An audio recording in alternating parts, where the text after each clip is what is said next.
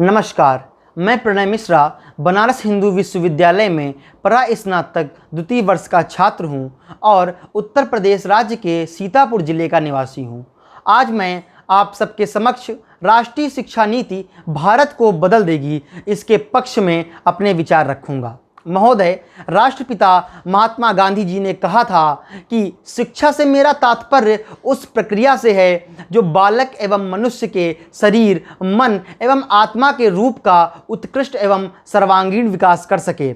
भारत सरकार द्वारा लाई गई नई शिक्षा नीति महात्मा गांधी, डॉक्टर भीमराव अंबेडकर एवं विवेकानंद जी जैसे महापुरुषों के शिक्षा के सिद्धांतों तथा वर्तमान में उनकी प्रासंगिकता के अनुरूप बनाई गई है।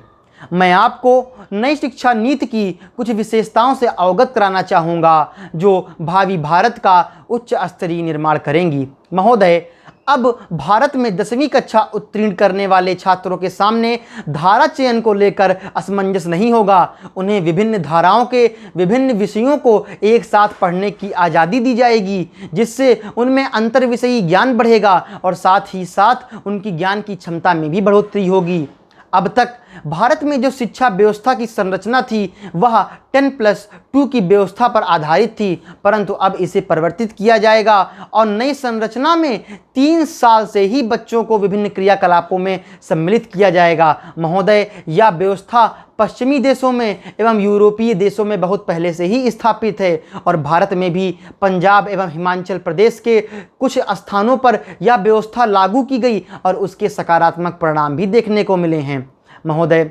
महात्मा गांधी जी का विचार था कि जो पाठ्यक्रम है वह हस्तशिल्प केंद्रित होना चाहिए और इसी विचार को ध्यान में रखकर नई शिक्षा नीति में कक्षा 6 से 8 तक के विद्यार्थियों के लिए व्यवहारिक शिक्षा को अनिवार्य कर दिया गया है, जिससे यह शिक्षा उनके आने वाले भविष्य में उनको स्वरोजगार निर्मित करने में सहायता प्रदान करेगी और साथ ही साथ इस शिक्षा नीति में छात्रों को खुद का मूल्यांकन भी करना होगा, जिससे उनके अंदर आलोचनात्मक मूल्यांकन की जो सोच है वह विकसित हो सके और आगे भविष्य के व्यवहारिक जीवन में उनको वह सोच काम आए। इस शिक्षा नीति का जो सबसे महत्वपूर्ण बिंदु है वह महोदय यह है कि इसमें मल्टीपल एंट्री एग्जिट व्यवस्था का भी प्रावधान किया गया है, जिससे किसी भी छात्र का कोई भी वर्ष अब खराब नहीं होगा, वे निरंतर अपनी पढ़ाई चालू रख सकते हैं।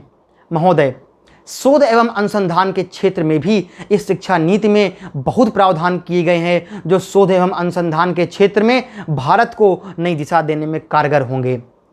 जैसा कि हम सभी जानते हैं कि स्वामी विवेकानंद जी ने कहा था कि जो देश अपनी संस्कृति, अपनी मातृभाषा को खो देता है उसका पतन निश्चित है और इस विचार को ध्यान में रखकर नई शिक्षा नीति में त्रिभाषा फार्मूला, साथ ही साथ शास्त्रीय भाषाओं के अध्ययन पर जोर दिया गया है और मातृभाषा में प्रारंभिक शिक्षा की व्यवस्था की गई है, जिससे छात्र हर विषय के मूल को समझ सकें। महोदय, वैदिक गणित, दर्शन एवं भारतीय परंपरा के विषयों को इस नीति में अहमति दी गई है, जिससे जो भारतीय संस्कृति है उसको बढ़ावा मिलेगा। महोदय, यह नीति नए भारत का निर्माण करने वाली है, जिसमें रटने की पद्धति के जगह अब विषय को समझने की पद्धति को सम्मिलित किया गया है। महोदय, आत्मनिर्भर भारत एवं कौशल भारत के उद्देश्यों की प्राप्ति हेतु व्यवहारिक शिक्षा एवं शैक्षणिक शिक्षा के समेकन की भूमिका पर बल दिया गया है। महोदय, हम कह सकते हैं कि यह शिक्षा नीति